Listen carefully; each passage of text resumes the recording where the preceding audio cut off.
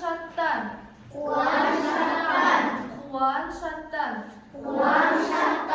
Қуанатын күн бүгін. Қайырлы таң.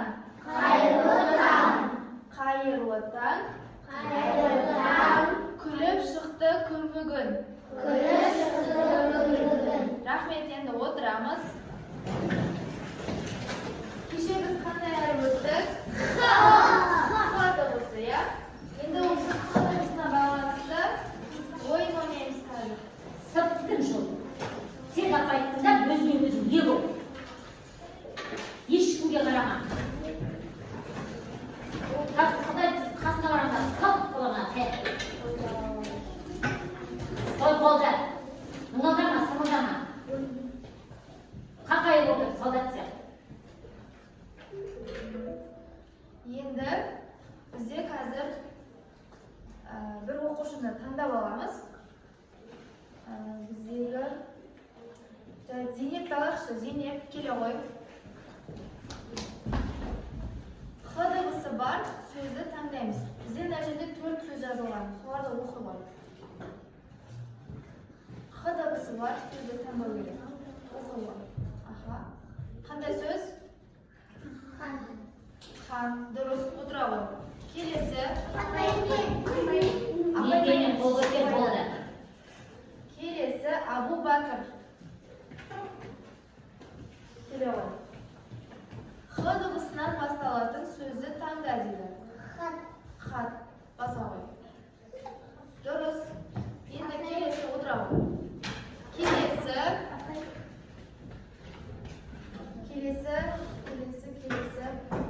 Асылым.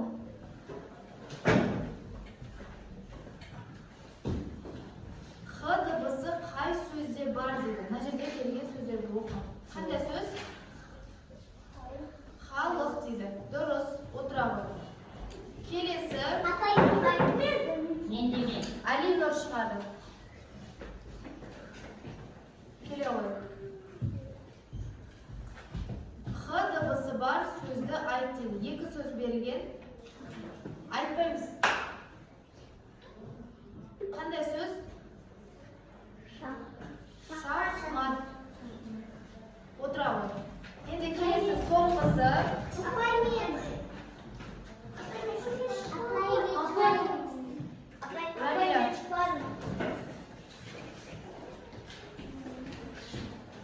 Х дыбысы бар сөзді айт дейді. Қай сөзде бар екен? Баса ғой. Қандай сөз?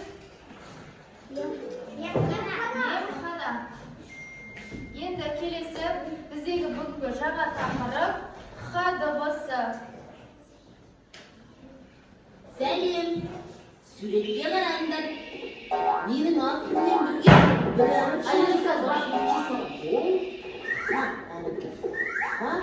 қатал дауысы дыбыс. Көк түспен бояймыз. Қандай дыбыс екен? Х дыбысы, иә? Х деп айтайықшы барлығымыз.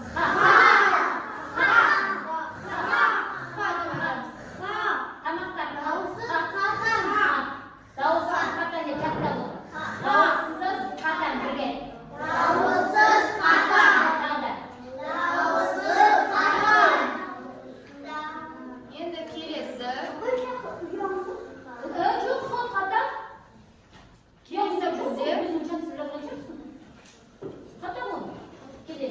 Келесі бізде мұнда кітабымызда сурет көрсетілген, иә?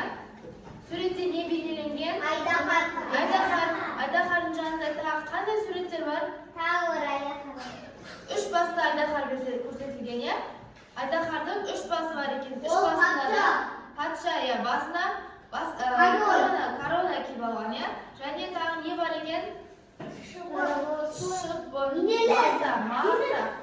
Маса және мына жерде жеміс жидектер және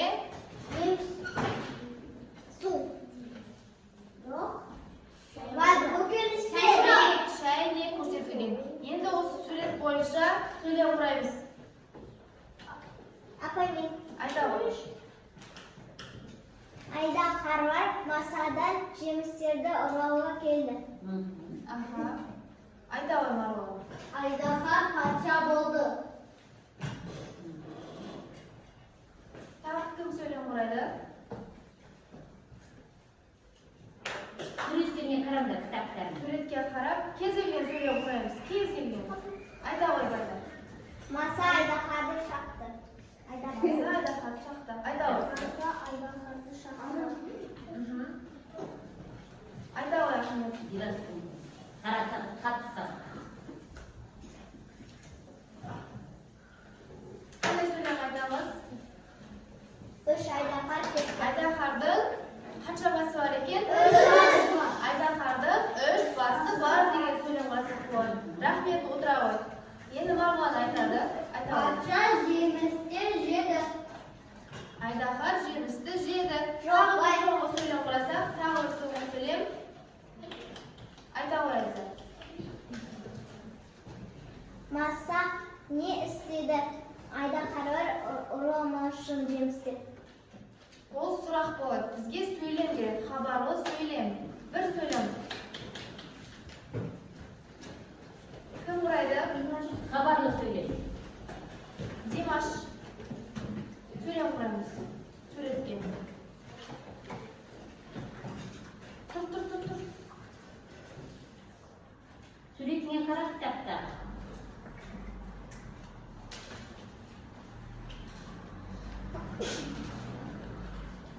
Qanday söylem qurasak bo'ladi? Dimashqa ko'maklashsangiz. Qanday söylem qurasak bo'ladi? So'nggi söylem.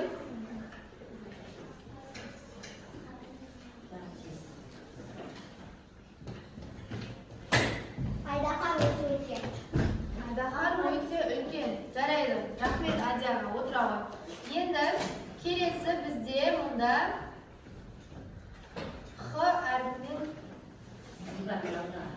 kelesi bizda bunda surat ko'rsatilgan ya. O'sha suratdagi najerdagi to'rg'izlarga chekista harflarni qo'yamiz. Qanday so'z bo'ladi? Aydahar degan so'zga, ya'ni so'l so'zga dibisliq taqdirlaymiz. Sananda. Harflar sananda.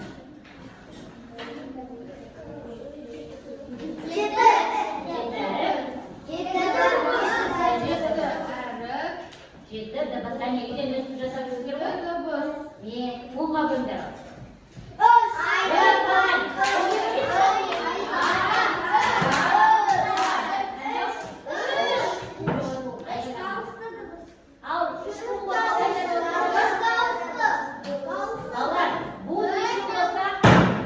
Bu неше болса, дауысты дыбыс сонша.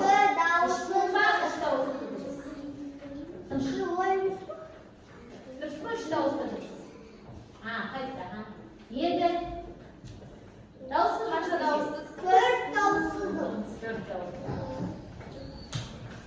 Видео осыны жасап жүрсем, мамалар қиын жүгі де жоқ. Endi әр әріпті жеке талдаймыз. Жуан дауысты дыбыс. Айта берсін, жуан дауысы.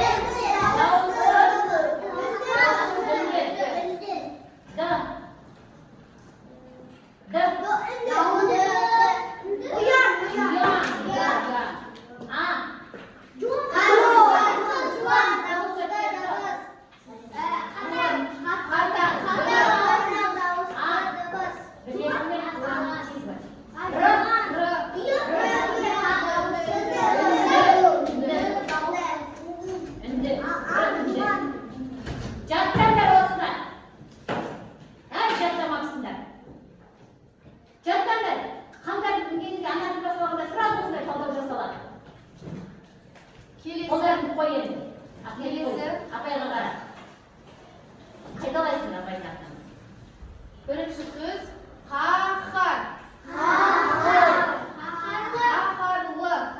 Qaharlı. Qaharman. Gavhar. Jihar. Mashar. Mahar. Jahan.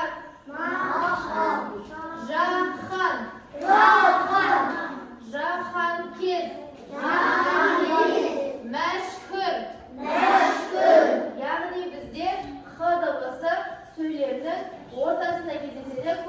söylemning o'rtasida kesadi. Apay, ben size kının kişi harfi yok, bunun bası harfi var. Yo'q, Жоқ, ол кіші әріп қой, керісінше. xning kersinchi tek qana kishi harfi bor, nanda bas harfi yo'q. Bas harfi yo'q.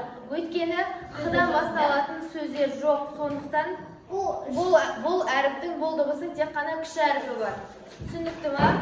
Сәберге тыңда, қыдан сөздер басталмайды, қыз сөздің басында болмайды. Сондықтан оның бас әрпі жоқ. Сөздің басында болса, бас әрпі болатын еді. Бұл сөздің ортасында ғана кездеседі, соңында кездеспейді. Қының ерекшелігі сөздің тек ортасында кездеседі. Түсіндіңдер ме?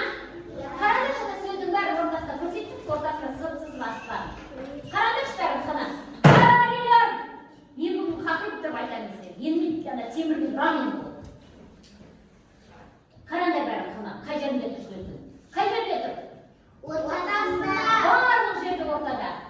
Соңынан көріп тұрсыздар ма қына? Жоқ. Басынан көріп тұрсыздар ма? Жоқ. Сонда қа сөздің қай жерде ғана болады деді? Ортасында. Бірге айтамын. Ортасында. Бірге. Қа дыбысы сөздің ортасында ғана кездеседі. Бас әрпі болмайды. Сөздің басында кездеспейді. Болды. Ал мәтін. Kelesi bizde мәтін. Мәтінді оқимыз. Gavhar Adiyaga xabarlama жазды. Тоқтатар еді. Бала хабарлама немен жазады? Соткадағы WhatsApp-тан жазады Азияға хабарлама. Азия, сен ертең сабаққа барасың ба деп хабарлама жазды дейді. Гауһар Азияға хабарлама жазды. Қазір осы мазмұнын айтасыңдар. Тыңдамаңдар. Гауһар Азияға хабарлама жазды. Ал ары қарай. Kelesi elimizde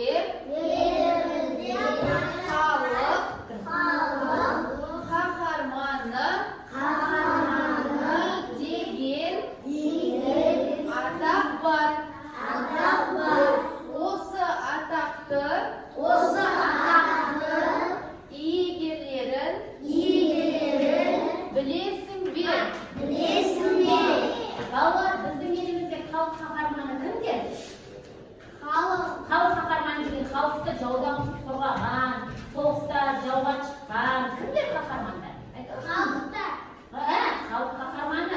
Біздің артымыздан соғысқа шыққан кім? Бізде бар ма? Әлия Молдағұлова, Мәншүк Мәметова, тағы кімдер бар? Бауыржан Момышұлы деген қаһармандар бар. Ерте кезде бізде соғыс болған кезде біздің елден сол кісілер жауға шығып, бізді соғыстан жеңіп келген. Соны халық қаһарманы дейді. Бірге айтайықшы. Тағы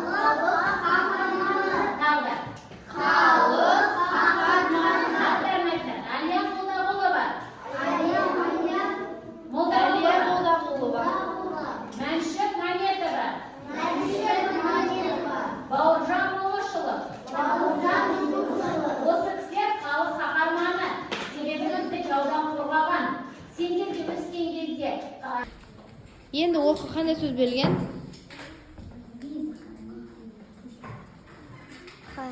Ал?